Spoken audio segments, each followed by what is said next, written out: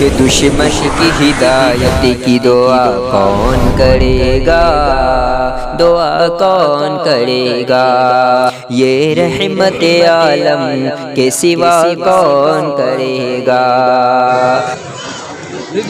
الحمد لله وكفى وسلام على عباده الذين اصطفى أما بعد الحمد لله رب العالمين والصلاة على رسوله محمد وعلى آله وأصحابه أجمعين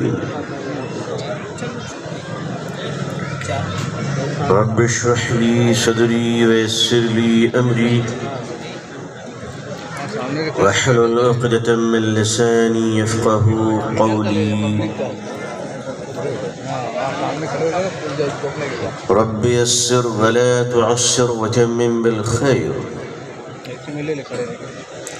ربي زدني علما ربي زدني علما اللهم ربي زدني علما وألحقني بالصالحين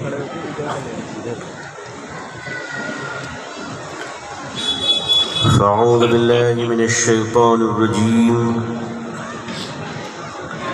بسم الله الرحمن الرحيم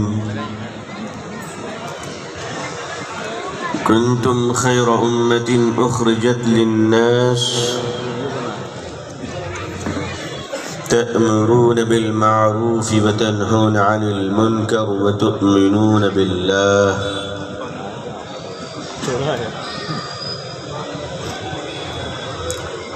صدق الله العظيم وصدق رسوله النبي الأمي الكريم اللهم صل على سيدنا محمد وعطرته بعدد كل معلوم لك اللهم صل على سيدنا محمد عبدك ورسولك وعلى المؤمنين والمؤمنات والمسلمين والمسلمات حضرات علماء کرام، بزرگان محترم، نوجوانان اسلام، عزیزان گرامی،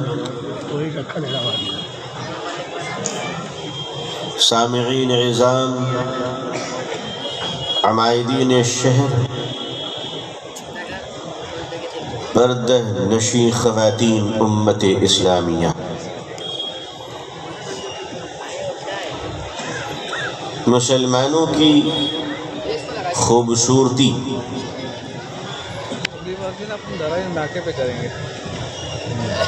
عبادات اور معاملات کی بہتری پر منحصر ہے۔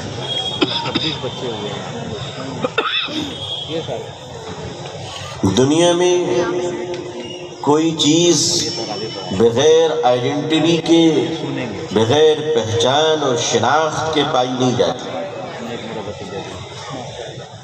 اور اگر کوئی شے ڈسکور بھی ہو گئی تو ہم جلد سے جلد چاہتے ہیں کہ اس کا ایک نام رکھ دیا جائے۔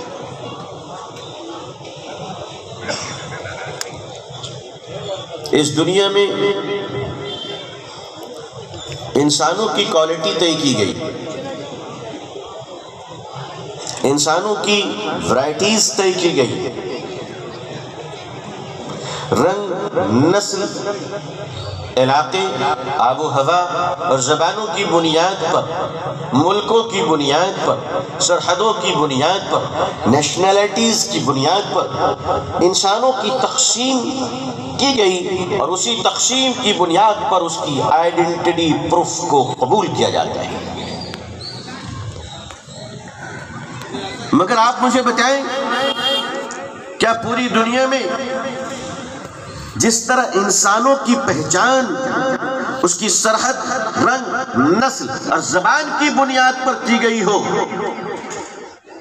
کیا ایسی کوئی دلیل ہمارے اور آپ کے سامنے ہے کہ انسانیت کی شناخت بھی اسی بنیاد پر رکھی گئی ہو؟ انسان کی ذات پر، انسان کی پرسنالٹیز پر ہزاروں کتابیں لکھی گئی ہیں۔ نفسیات کے ماہرین نے، فلسفے کے ماہرین نے، مزاج کی شناخت رکھنے والے عظیم مفکرین نے ہزاروں کتابیں لکھی۔ ارسطو کی تو پوری زندگی اسی پر ہے۔ کیرسٹیٹو نے،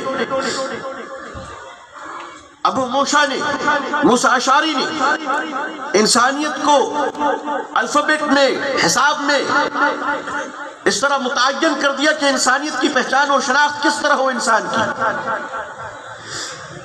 لیکن انسانیت کو جس نے رخ دیا ہو، انسانیت کے قبلے کو جس نے درست کیا ہو، انسان کے اندر دبی ہوئی انسانیت کو اگر کسی نے زندہ کیا ہو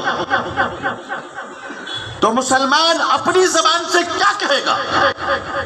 وہ دنیا کے عظیم مصنف ایچ مائیکل ہارٹ، یہودی، 23 سال کے ریسرچ کے بعد کتاب لکھتا ہے اور کہتا دی 100 اس کائنات کا سب سے بڑا انسان اگر معلم انسانیت کوئی ہے تو وہ محمد رسول اللہ صلی اللہ علیہ وسلم کی ذات ہے۔ وہ اس کتاب کا اجرا کروانا چاہتا ہے، وہ اس کتاب کی انوگریشن چاہتا ہے۔ امریکہ کے فنکشن ہال میں لوگ بیٹھے ہیں، دانشور، مفکرین، ارباب فکر و دانش، اور جیسے اس نے کہا کہ لوگوں، دنیا کے سب سے بڑے انسان کا نام محمد رسول اللہ صلی اللہ علیہ وسلم ہے، کوہرام مچ گیا۔ ایوان کفر کے اور شرک میں، ایوان باطل میں زلزلہ آ گیا۔ وہ کانپنے لگے، تڑپنے لگے کہ تو نے یہ ظلم کیسے کیا؟ کیا تجھے دنیا میں کوئی انسان نہیں ملا؟ تو ایچ مائیکل ہارٹ نے کہا میں نے تو بہت تلاشا تھا، اگر تمہارے سامنے کوئی ہے تو ان کے برابری کا دکھا دو۔ کہا میں نے بڑی کوشش کی، میں نے کوشش کی، لیکن جب بچپنا دیکھنے جاتا ہوں کہ بچپن کی وہ زندگی، تو مجھے کسی اور کی وہ زندگی نظر نہیں آتی جو بچپن میں محمد رسول اللہ صلی اللہ علیہ وسلم کے انصاف اور مساوات کا یہ عالم ہے کہ اگر قبیلہ بنو سعد میں ماں خدیجہ، قبیلہ بنو سعد میں دائی حلیمہ کے پاس تشریف لے جاتے ہیں تو چھاتی کی ایک طرف سے دودھ پی کر فرماتے حلیمہ دوسری طرف تیرے چھوٹے بچوں کا حق ہے۔ فرمایا اگر زمانے بچپن سے ابھر کر تھوڑا اوپر جانے کا دیکھتا ہوں عہد شباب سے پہلے، تو وہ 10-12 سال کی کچی عمر میں اس بچپن، اس کی نورانی بچپنے کے مقابلے میں کوئی بچپن نظر نہیں آتا کہ مکے کی گلیوں میں عبداللہ کا یتیم جب گزر رہا ہوتا ہے تو مکے کے چودھری یہ کہہ کر کھڑے ہو جاتے ہیں سچ بولنے والا آ رہا ہے، ایمانداری برتنے والا آ رہا ہے۔ اے ابو حکم تم کھڑے کیوں ہو گئے؟ اے حشام تم کھڑے کیوں ہو گئے؟ اے مکے کے چودھریوں بتاؤ کہ تم کھڑے کیوں ہو گئے؟ کہ وہ دیکھتے نہیں ہو صادق آ رہا ہے، امین آ رہا ہے، نام آپ کا محمد ہے صلی اللہ علیہ وسلم، مگر دنیا احترام سے کیا کہتی ہے؟ وہ سچ بولنے والا آ رہا ہے۔ کہا کہ اب 16 سال کی عمر دیکھتا ہوں تو وہ محمد رسول اللہ صلی اللہ علیہ وسلم کی زندگی، آپ نے 16 سال کی عمر میں دیکھا کہ یہ مکے میں کیا ہو رہا ہے، یہ مکے کے لوگ کس بے راہ روی کے شکار ہیں، یہ سول سوسائٹی میں انسانیت کا احترام کیوں نہیں ہے، سیولائزیشن کیوں نہیں ہے، سماج میں، معاشرے میں دوسرے کا احترام، اکرام اور سماجی ذمہ داریوں کا احساس کیوں نہیں ہے۔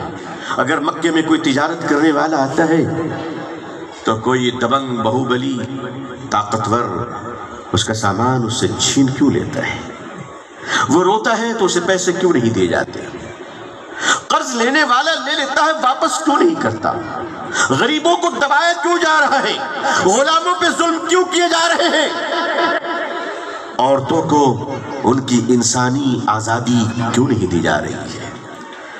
اس لفظ پر توجہ فرمائیے گا، میں نے اس کے انسانی تقاضے کی آزادی کی بات کی ہے، میں نے ان آوارہ مردوں کے مطالبے والی آزادی کی بات نہیں کی ہے۔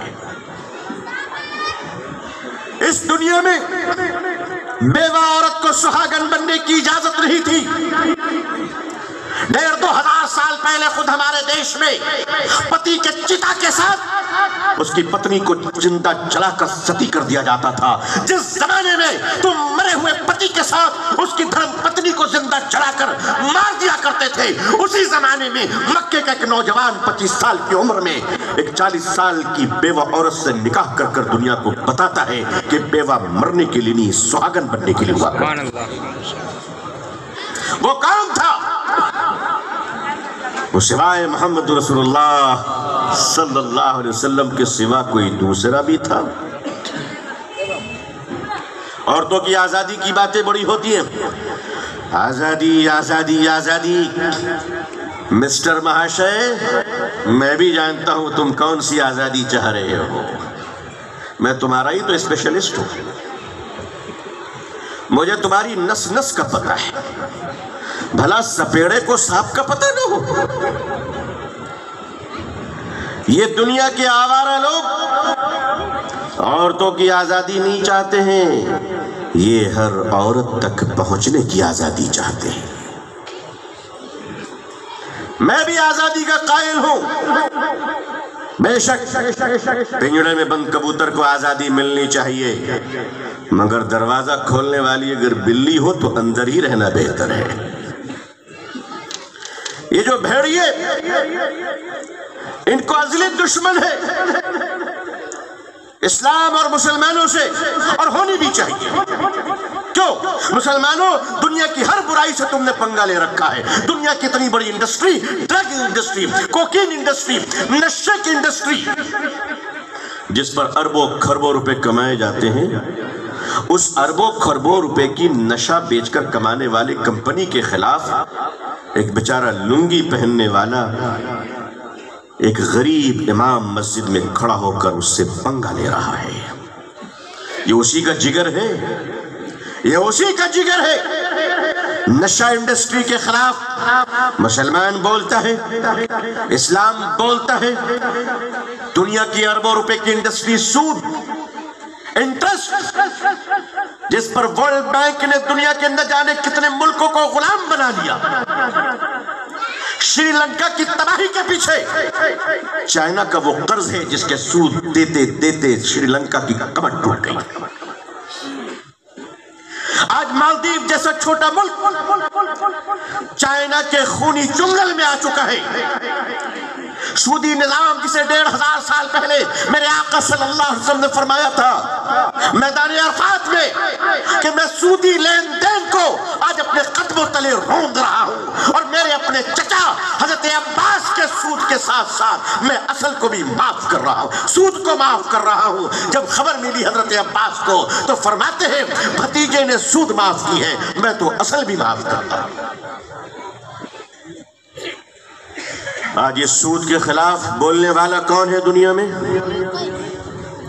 مجھے بتاؤ، اس گونگے اور بہروں کی بھیڑ میں سوائے اسلام کے ماننے والوں کے کوئی دوسرا ہے ٹکر لینے والا؟ چاہے دو ہی چار، دنیا کی ساری برائی، بے حیائی، بے غیرتی، چکلا خانہ، کوٹھے، پراسٹیوشن۔ آج لوگ ناری سمان کی بات کرتے ہیں، عورتوں کی آزادی اور احترام کی بات کرتے ہیں۔ میں کہتا ہوں آؤ، اگر تم اپنی بات میں سچے ہو اور تمہارے دل میں بیٹیوں کی عزت ہے اور غیرت ہے اور ناری سمان کا 40واں حصہ بطور زکات اگر تمہارے دل میں موجود ہے، میں تمہیں آواز دیتا ہوں، جمع ہو جاؤ اور پورے ہندوستان کے طوائف کے کوٹھوں کو خالی کروا کر ان بیٹیوں کو عزت کی زندگی گزارنے کے لیے سرکاری مدد فراہم کر دو۔ کوٹھے بھی چلاؤ گے اور ناری سمان کی بات بھی کرو گے، یہ بھیڑیا پنا تم ہی کر سکتے ہو، ہم برداشت نہیں کر سکتے۔ تم شراب کی دکانیں بھی کھولو گے، اور پھر اس ایڈورٹائزمنٹ میں کروڑ روپے خرچ بھی ہوں گے کہ پی کر گاڑی نہ چلائیں، اور شراب بھی بیچیں گے۔ اسلام کہتا ہے جو شراب پی لے اس کو کوڑا لگاؤ، مگر کوڑا بعد میں لگاؤ، پہلے شراب کی ماں باپ سب کو ختم کر دو۔ شراب کی بنیاد اسلام ہلاتا ہے۔ اسلام کہتا ہے جس نے زنا کیا، بلاತ್ಕಾರ کیا، اس کو دردناک سزا دو، مگر اس ریپ اور بلاತ್ಕಾರ کی سزا دینے سے پہلے برائی کے جتنے دروازے ہیں سب کو بند کر دو، تاکہ انسان کو موقع ہی نہ ملے گناہ کرنے کا۔ قدم قدم پر گناہ کے سٹال لگائے جا رہے ہیں، قدم قدم پر گناہوں کے بینر لگائے جا رہے ہیں، قدم قدم پر گناہوں کو پروموٹ کیا جا رہا ہے، قدم قدم پر گناہوں کی مارکیٹنگ کی جا رہی ہے، قدم قدم پر گناہوں کا اشتہار کیا جا رہا ہے، قدم قدم پر گناہوں کو آگے بڑھانے کے لیے ایک سے ایک لبھاونے وعدے کیے جا رہے ہیں۔ جس سماج میں گناہ کو بڑھایا جائے، پاپ کو بڑھایا جائے، اس سماج میں اگر سزا کا پراودھان ہو تو یہ اتیاچار سے کم نہیں ہے۔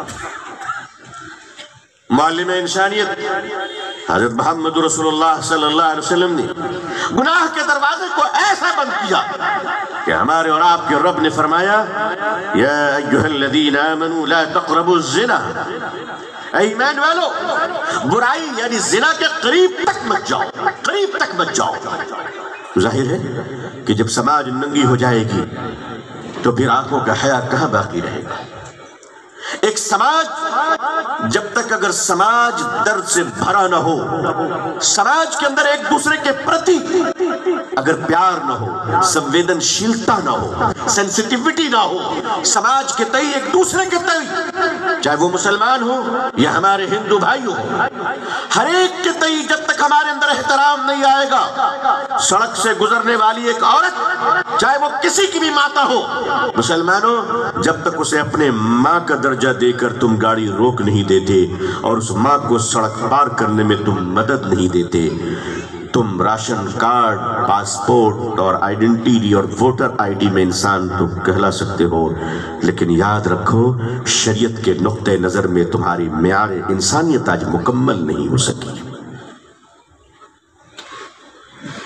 اعمال اور عبادات یہ دونوں ایک دوسرے کے ساتھ سنگم ہیں۔ عبادات براہ راست اللہ کے لیے ہے، لیکن معاملات وہ ہیں جو بندوں کے ساتھ ہیں، گرچہ کے بندوں کے ساتھ ہیں، مگر اس کا اجر اللہ ہمیں عطا فرمائے گا۔ یعنی بندوں کے ساتھ بھلائی کرنے میں اللہ نے اجر کا وعدہ کیا۔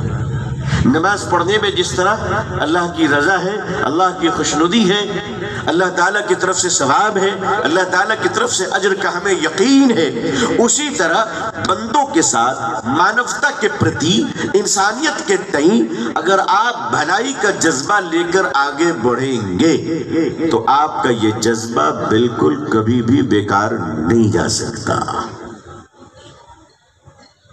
اگر آپ ایک چھوٹی سی کنکری دریا میں ماریں گے، چھوٹی سی کنکری آپ نے دریا میں زور سے مارا، اس سے ایک لہر ضرور پیدا ہوگی۔ یہ الگ بات ہے کہ وہ لہر ہمیں آپ کو نظر نہ آئے، لیکن ایک لہر پیدا ہوگی، وہ لہر ہمیں نظر نہیں آتی۔ ہم گزرتے گزرتے اللہ کی توفیق سے کچھ اچھا کام کر دیتے ہیں، ہمیں پتہ بھی نہیں چلتا، لیکن اس سے ایک نیکی ضرور پیدا ہو جایا کرتی ہے۔ امام ابو داؤد رحمت اللہ علیہ محدثین کی جماعت میں صف اول کے محدث ہیں، 5 لاکھ حدیثیں آپ کو زبانی یاد رہی، 5 لاکھ حدیثیں آپ نے سنن ابو داؤد مرتب کی، اور داؤد شریف ابو داؤد شریف میں 4800 حدیثیں آپ نے جمع کی۔ آپ نے فرمایا پہلی حدیث انما الاعمال بالنیات، اور کما قال علیہ الصلوۃ والسلام، اور امام بخاری علیہ الرحمہ نے بھی بخاری شریف کی پہلی حدیث رکھی انما الاعمال بالنیات، اور کما قال علیہ الصلوۃ والسلام۔ امام ابو داؤد رحمۃ اللہ علیہ کا جب انتقال ہو گیا تو آپ نے حدیثوں پہ اتنا کام کیا، بڑے شاگرد آپ نے چھوڑے، ایک سے ایک محدث اور فقیہ اور جید عالم آپ نے شاگرد چھوڑ کر آپ دنیا سے تشریف لے گئے۔ آپ کے انتقال کے بعد ایک بڑے اللہ والے شاگرد نے آپ کو خواب میں دیکھا. اب پوچھا حضرت سب خیریت تھے؟ اللہ کیا پیشی ہو گئی؟ کہا ہو گئی. کہا کیا ہوا؟ کہا اللہ نے اپنے فضل سے ہمیں معاف کر دیا. کہا حضرت کس عمل کی بنیاد پر؟ فرمایا کہ جب میں اللہ کے حضور پیش کیا گیا تو میرا خیال یہ تھا کہ میں نے حدیثوں پر بڑا کام کیا ہے، شاید اسی پر پہلے بات ہوگی، لیکن اللہ کے حضور میں مجھ سے کہا گیا اے ابو داؤد آج تجھے میں اس نیکی کے عوض اپنی خوشی اور رضا تجھے عطا کر رہا ہوں جو تجھے یاد بھی نہیں اور تو نے اس کو نیکی سمجھ کر یاد بھی نہیں رکھا. فرمایا ابو داؤد ذرا یاد کرو وہ زمانہ، کچھ یاد آ رہا ہے جب گرمی بہت شدید تھی، آسمان سے آتشی گولے دھوپ کی شکل میں زمین پر آ رہے تھے، شدت گرمی اور حرارت کی وجہ کر زمین پھٹ پھٹ جا رہی تھی اور جانور سسک سسک کر مر رہے تھے اور انسان پیاس کو بجھانے کے لیے پانی کے بوندیں تلاش رہا تھا. ابو داؤد کچھ یاد آیا جب تم ایک اونچے پہاڑ کے ٹیلے پر ایک سایہ دار درخت کے نیچے بیٹھ کر لکڑی کے قلم کو دوات میں ڈبو ڈبو کر میرے محبوب کی حدیث لکھ رہے تھے صلی اللہ علیہ وسلم. اے ابو داؤد عین اسی وقت جب تم نے قلم کو ڈبویا اور باہر نکالا تو قلم کے اوپر جو روشنائی کا قطرہ لگا ہوا تھا اس پر میری ایک مخلوق مکھی آ کر بیٹھ گئی اور تم نے یہ سوچ کر ہاتھ روک لیا کہ شاید یہ مکھی بھی پیاسی ہو. ہاں ابو داؤد وہ مکھی پیاسی تھی. اس مکھی نے اپنی پیاس بجھا کر مجھ سے تیری مغفرت کی فریاد کی. اے ابو داؤد میں اس مکھی کے پیاس بجھانے کے صدقے آج تجھے اپنی رضا عطا کر رہا ہوں. نیکیاں کبھی ضائع نہیں ہوا کرتی میرے بزرگوں، نیکیاں کبھی ضائع نہیں ہوا کرتی، نیکیاں کبھی ختم نہیں ہوا کرتی. گناہ میں لذت عارضی ہے، سزا لامع وقت کے لیے ہے. نیکیوں میں مشقت عارضی ہے، مزہ ہمیشہ کے لیے ہے. گناہ کی لذتیں وہ کافور ہو جاتی ہے. نبی کریم صلی اللہ علیہ وسلم نے مسلمانوں کی جو جماعت تیار کی تھی وہ جماعت صرف مسجدوں کو آباد کرنے والی نہیں تھی بلکہ بازاروں میں بھی اللہ کے نام کا نور بکھیرنے والی جماعت تھی. اس ملک میں ہندوستان میں آزادی کے بعد کے جو 75 سال ہمیں ملے، اس 75 سالوں میں ہم بشمول پوری قوم تمام شعبہ حیات کے منسلک لوگ مسٹر مولانا سارے لوگ مل کر ان 75 سالوں میں ہم نے اس ملک کے برادران وطن کو اپنے اسلامی اخلاق سے متاثر کرنے کی کوئی کوشش نہیں کی. یہ بات جب 2021 کے مسلم مسلح بورڈ کے اجلاس کانپور میں مرشد امت حضرت مولانا رابع حصری صاحب رحمۃ اللہ علیہ کی زبان مبارک سے نکلی تو میں سوچتا رہ گیا کہ حضرت کیا فرما رہے ہیں.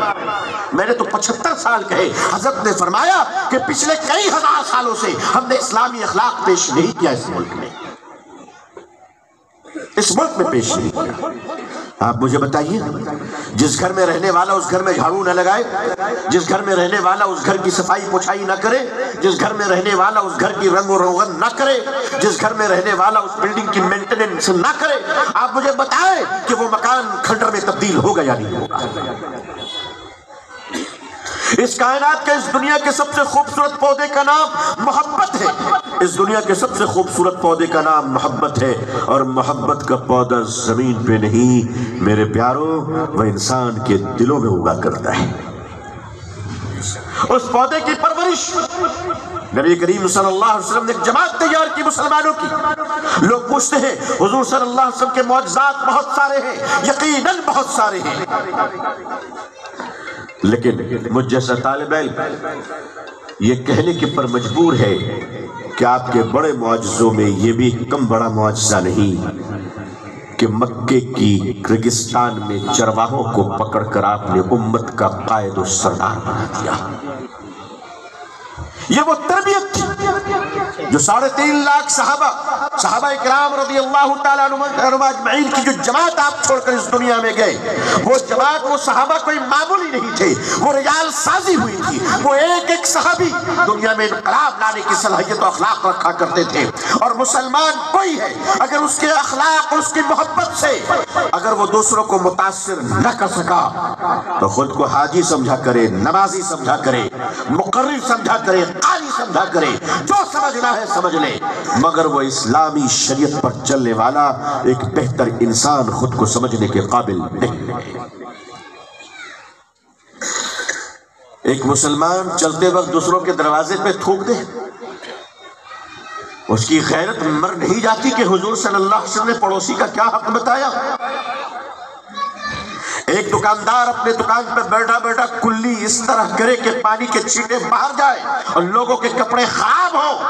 اگر تم نے وضو کی کلی بھی پھینکی ہے تو میاں تمہاری نماز کا کیا ہوگا مجھے معلوم نہیں، مگر سڑک پر کھڑے ہو کر معافی مانگو ورنہ تیرا بیڑا غرق ہو جائے گا. پان گٹکا کھا کر سڑک پہ اپنے خاندان کے نام و نشان چھوڑ کر جانے والوں، کچھ تو غیرت کرو، کچھ تو احساس کرو کہ تم مسلمان ہو. بے ترتیب زندگی گزارنے والوں، تم یہ کیوں نہیں سوچتے کہ تم مسلمان ہو؟ ٹریفک کی لال بتی پر کھڑے ہو کر ٹیلی فون میں گالیاں بکنے والوں، تم یہ کیوں نہیں سوچتے کہ تم مسلمان ہو؟ بغیر ہیلمٹ کر چل کر قانون توڑنے والوں، بد زبانی کرنے والوں، تم یہ کیوں نہیں سوچتے کہ تم مسلمان ہو؟ دکانوں پر بیٹھ کر جھوٹ بولنے والوں، کاروبار میں جھوٹی زندگی گزارنے والوں، تم ایک بار کیوں نہیں سوچتے کہ تم مسلمان ہو؟ دنیا کی کسی برائی پہ نظر نہیں رکھتی ہے جتنا مسلمانوں کے کردار پہ نظر رکھا جاتا ہے. اس کی وجہ جانتے کیا ہے؟ بالکل صحیح ہے، مسلمان پہ نظر رکھنی چاہیے. اور مجھے کہہ لینے دیجئے، ہندوستان میں نفرت اسلام سے نہیں ہے بلکہ مسلمانوں کی بد کرداری سے نفرت ہے. شراب بیچنے والوں پہ نظر نہیں رکھی جائے گی، سود خوری کرنے والوں پہ نظر نہیں رکھی جائے گی، نظر مسلمانوں تمہیں پہ رکھی جائے گی. اس کی وجہ جانتے ہو کیا ہے؟ یہ جو سبزی تولنے والی ترازو ہوتی ہے نا، اس سبزی تولنے والی ترازو پہ اگر 20-25 مکھی بیٹھ جائے تو کوئی فرق پڑنے والا ہے؟ بولو بھائی. ارے آلو بیگن پہ اگر 20-25 مکھیاں بیٹھ گئی تو کوئی فرق پڑے گا؟ لیکن ہیرے اور زیور توڑنے والی ترازو پہ اگر ایک آدھ مکھی بھی بیٹھ گئی میاں تو 15-16 ہزار کا فرق پڑ جائے گا. پڑے گا کہ نہیں پڑے گا؟ یہ پوری دنیا اگر گناہوں میں بھی ڈوب جائے تو کوئی فرق نہیں پڑے گا. لیکن مسلمانوں، تم تو اللہ تعالیٰ کی پسند کی ہوئی بہترین جماعت ہو. اللہ نے تمہاری شان قرآن میں بیان کر دیا، اللہ نے تمہیں اکرام سے نوازا، اللہ نے تمہیں حضور صلی اللہ علیہ وسلم کی شریعت و سنت عطا کی، اللہ نے تمہیں علماء عطا کیے، اکابرین عطا کیے. خانقاہوں، زندہ خانقاہوں میں اکابرین کے ساتھ ساتھ تمہیں اللہ نے صوفیہ کی جماعت عطا کی. آج گلی گلی تبلیغی جماعت، گلی گلی مدرسے، گلی گلی خانقاہیں. الحمدللہ مجھ جیسے چھوٹے موٹے آدمی کی تقریریں، بڑے بڑے علماء اور اکابرین کے واعظ و نصیحت، ہندوستان کے ہر گلی ہر چپے میں دین کی باتیں ہو رہی ہیں. اس کے باوجود بھی میں آپ سے کہتا ہوں کہ 80 سے 85% مسلمان اس ملک میں جھوٹ بولتا ہے، جھوٹ بولتا ہے. سچ بولنے والے اب آپ حیران ہو جائیں گے. میرے بزرگوں، جاپان میں مسلمان نہیں ہے مگر اسلام ہے، مسلمان نہیں ہے مگر اسلام ہے. وہ اتنے سچے ہوتے ہیں، اتنے سچے ہوتے ہیں کہ شراب خانے میں بیٹھ کر بھی سچ بولتے ہیں. جاپنیز जापान के बच्चे, उनको झूठ मालूम ही नहीं कि झूठ किसे कहते हैं। अब वो नहीं जानते, अल्लाह को नहीं जानते, रसूल सल्लल्लाहु अलैहि वसल्लम को नहीं जानते, शरीयत को नहीं जानते, वो इस्लाम को नहीं जानते, वो आखिरत को नहीं जानते, मगर वो सच बोलते हैं। और इतना सच बोलते हैं कि शराब खाने में भी बैठकर सच बोलते हैं। और हम इतना इस्लाम जानते हैं कि मस्जिद में भी बैठकर झूठ बोलते हैं। मुसलमानों की ईमानदारी। मैं एक मस्जिद में गया तो मैंने कहा भाई पानी पीना है, तो देखा कि कूलर लगी है और उसके ऊपर स्टील के 2 गिलास, मजबूर बेबस कैदी की तरह, ऐसा लगता है कि आतंकवादी पकड़ के रखा गया। उस गिलास को सोचिए, 10 रुपए के गिलास को जंजीर से बांध कर रखा गया। इससे मुसलमानों का कैरेक्टर पता चलता है। उस गिलास को बांध कर रखा गया कि तू महफूज है, अगर खोल दूंगा तो मेरी कौम तुझे पता नहीं कहां गायब कर देगी। ये हमारी मस्जिदों का हाल। जिस कौम को जूते चप्पल तरतीब से खोलना ना आता हो। मैं आ रहा था तो हमारे कोई भाई मुझे सुन्नत का जिक्र फरमा रहे थे, अल्लाह अकबर अल्लाह अकबर, और मेरे बारे में कहते तरबियत याफ्ता, आप दुआ कर दीजिए, मुझे कुछ आता वत नहीं। ये कहाँ अल्लाह वाले, कहाँ ये बुजुर्ग, हमने तो इनकी जूतियां भी सही से नहीं देखी है। लोग पता नहीं क्या क्या बोल दिया करते हैं। मैं अपने नकीब जलसा हजरात से बहुत खौफजदा रहता हूँ। उसकी वजह है कि वो मेरे बारे में ऐसी सी बातें बता देते हैं जो मेरे अम्मी अब्बू को भी नहीं मालूम है। नहीं, आप लोग तो अच्छे आदमी हैं। कोई कहते साहब खलीफा है, कोई कहते तरबियत याफ्ता है। मेरी औकात है, मैं अपनी औकात जानता हूं भाई। मुझे तो अल्लाह वालों की जूतियां नसीब हो जाएं, यही मेरे लिए बहुत है। ये सब मार्केटिंग की चीजें हैं। आजकल पीरी मुरीदी भी चाइनीज आइटम हो गया। ऐसे ऐसे मार्केट में पीर लॉन्च हो गए हैं कि सुबह टेलीफोन पर बैत हो जाइए, दोपहर में ऑनलाइन नजराना ट्रांसफर कर दीजिए, शाम में व्हाट्सएप पे खिलाफत आ जा रही है, और दूसरे दिन सोशल मीडिया पे मुबारकबादी, हमारे हजरत को फलां जगह से खिलाफत मिल गई है। और जितनी खिलाफत मिलती गई उतना पेट बढ़ता चला गया। और बाज लोगों के पेट बढ़ने का यह आलम होता है कि मैं कभी कभी मुसाफा करके मुआनका करना चाहता हूँ तो आप यकीन मानिए मैं गले तक पहुँच ही नहीं पाता हूँ। मैं मजार शरीफ का ही बोसा लेकर वापस आ जाता हूँ। पूरे मुरीदों का देग अंदर रखा हुआ है। मियाँ कभी अपनी सेहत का भी ख्याल कर लो। कम खाना भी सुन्नत है हुजूर सल्लल्लाहु अलैहि वसल्लम की। 14 जगह गए तो 14 जगह के दस्तरखान पे खाए जा रहे, खाए जा रहे, खाए जा रहे। ऐसा लग रहा है जैसे दस्तरखान पे फतेह मुबीन का सिलसिला जारी है। भाई कुछ अपने ऊपर कंट्रोल भी करना सीखो, कम खाना भी सीखो भाई, अपनी सेहत का ख्याल रखो। आप जिनको बुरा कहते हो ना, आप जिनको बुरा कहते हो कि जो जमातें हमारी दुश्मन है, क्या भारतीय मुसलमानों के जिनको दुश्मन समझते हो, वो सुबह 4 बजे उठकर दौड़ लगाती है। और हमारी कौम का हाल ये है कि 2 बजे रात तक चाय की दुकान में बैठकर अपने बुजुर्गों के लिए इसाले सवाब फरमाया करते हैं। क्या वजह है? आखिर मुसलमानों के ही मोहल्ले में 2 बजे रात तक दुकानें क्यों खुली रहती हैं?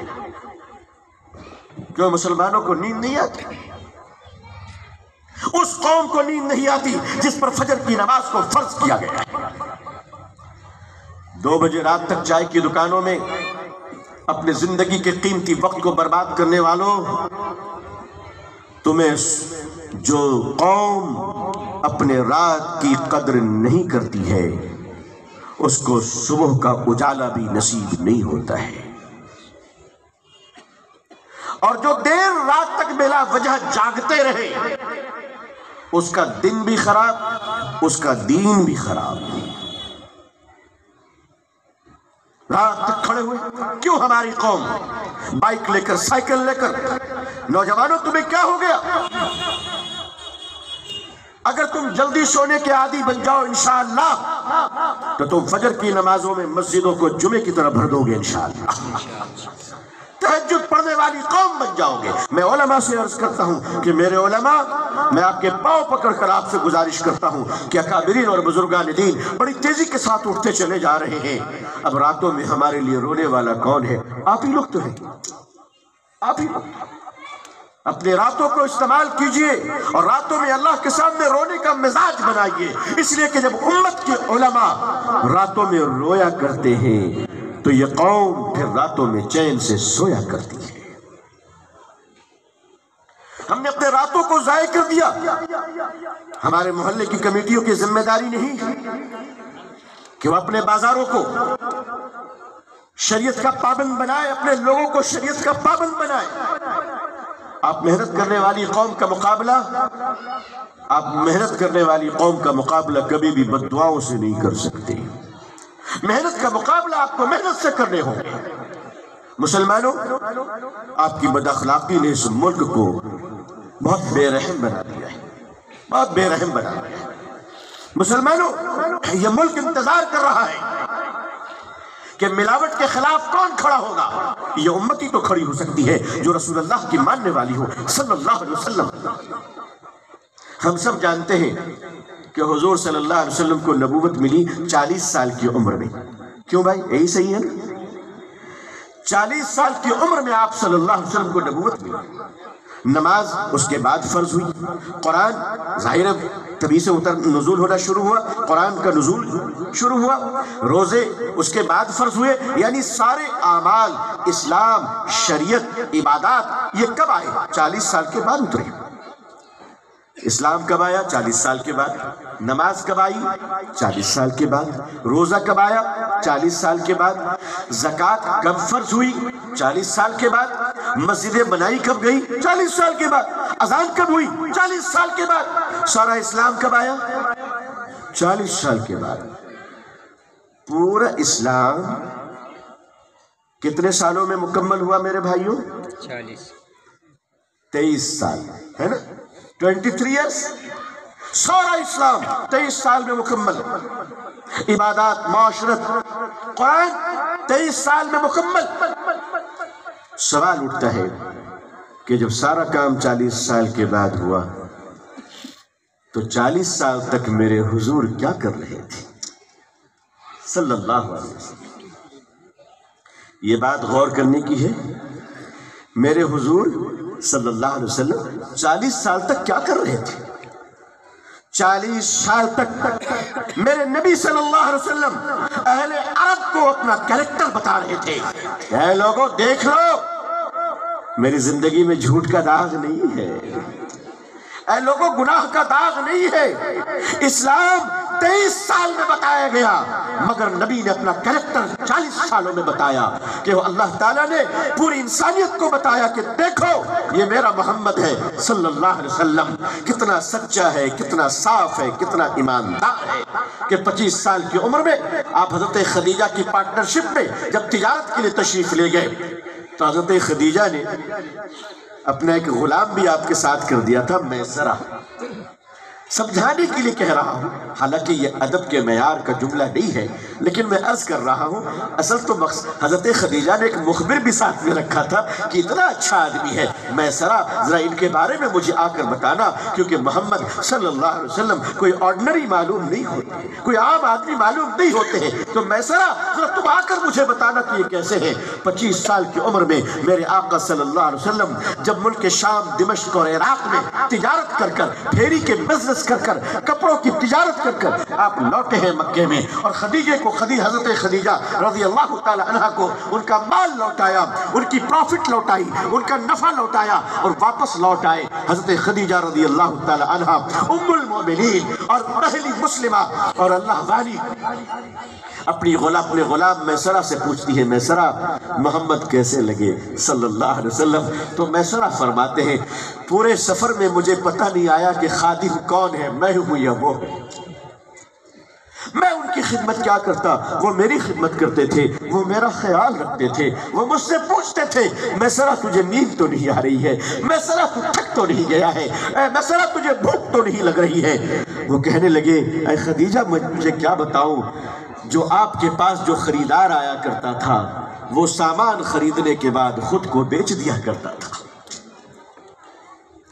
میرے آقا صلی اللہ علیہ وسلم کے گھر میں حضرت عائشہ رضی اللہ تعالیٰ عنہ کی ایک باندی تھی، حضرت بریرہ رضی اللہ تعالیٰ عنہ۔ وہ روایت کرتی ہے، باندی وہ روایت کرتی ہے کہ ایک دن گرمی بہت ہو رہی تھی اور میں سوئی ہوئی تھی، مجھے پسینہ آ رہا تھا۔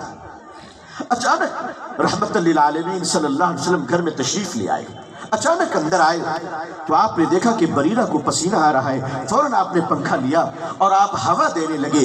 حضرت بریرہ فرماتی ہے کہ جب ٹھنڈی ہوا لگی تو میری آنکھ ہلکی سی کھلی تو میں نے دیکھا اللہ اکبر، رحمت للعالمین صلی اللہ علیہ وسلم مجھے پنکھا جل رہے ہیں۔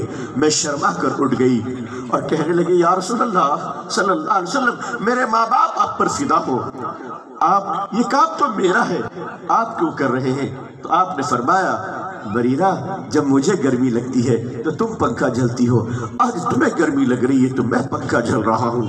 اے بریرہ، احسان کا بدلہ تو احسان ہوتا ہے۔